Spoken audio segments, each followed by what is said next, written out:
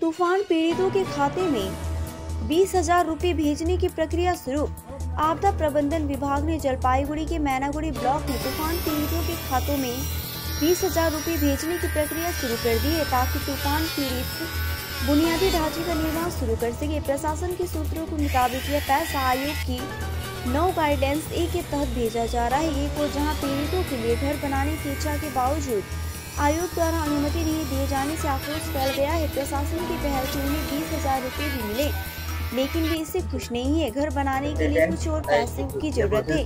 पीड़ितों का दावा है कि इतने कम पैसे में टीन की छत वाला घर बनाना संभव नहीं है। तृणमूल के अखिल भारतीय महासचिव अभिषेक बंदोपाध्याय ने पीड़ितों के लिए घर बनाने की अनुमति नहीं मांगने पर चुनाव आयोग के खिलाफ अपना गुस्सा व्यक्त किया। मैनागुड़ी ब्लॉक के 3 ग्राम पंचायत क्षेत्रों में तूफान से पूरी तरह प्रभावित 632 परिवारों में से 440 के बैंक खातों में 20,000 रुपये पहुँच गए हैं। जो लोग आंशिक रूप से प्रभावित हैं उन्हें 5,000 रुपये मिल रहे हैं। আমার নাম দীনবন্ধু রায়। কোন জায়গা এটা? এটা হলো বার্নিশ কালীবাড়ি। তো কি হয়েছে আপনার? ঝড় আমাদের এখানে কি সেদিন হঠাৎ করে ঝড় এসে তো সব ভেঙে টেঙে শেষ করে দিল।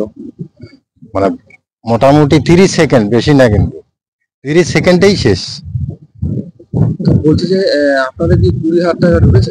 হ্যাঁ, 20,000 টাকা দিয়েছে, কিন্তু 20,000 টাকা দিয়ে আমাদের কি হবে? 20,000 টাকা কি করবো? ওই টাকাতে কিচ্ছু হবে না। হ্যাঁ, আরো কিছু দিন। আপনার নাম? আমার নাম অনিল রায়। কোন জায়গা এটা? এটা বার্নিশ কালীবাড়ি ভাটাখানা।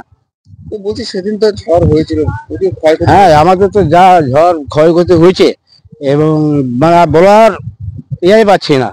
যাই হোক, যা দেখতেছি আমার মোবাইলে আমার মেসেজ ঢুকলো, দেখলাম যে 20,000 টাকা ঢুকছে। এই 20,000 টাকা কি কাজ করবো বলেন? চলবে কি তাতে? আমাদের কিচ্ছু হচ্ছে না।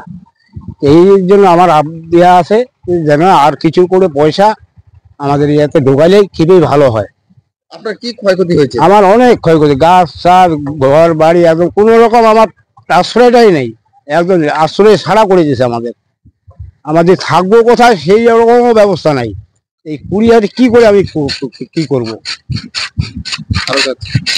আরো দিলে ভালো। হ্যাঁ, আরো কিছু টাকা দিলেই খুব ভালো হয়, কারণ 20,000 টাকা তো হয় না। একটা যদি ছাপড়াও কমপ্লিট করি, তবুও এখন দেখা যাচ্ছে ছাপড়াটা ঠিক কমপ্লিট করতে গেলে না হলেও 70 থেকে 80,000 টাকা লাগতেছে। তার মধ্যে এই 20,000 কি করে কি করবো? এই জন্য বলতেছি আমার ইয়ে থেকে আর কিছু টাকা দিলেই কিছুটা আমার হয়তো কিছুটা আমাদের মেকআপ হয়।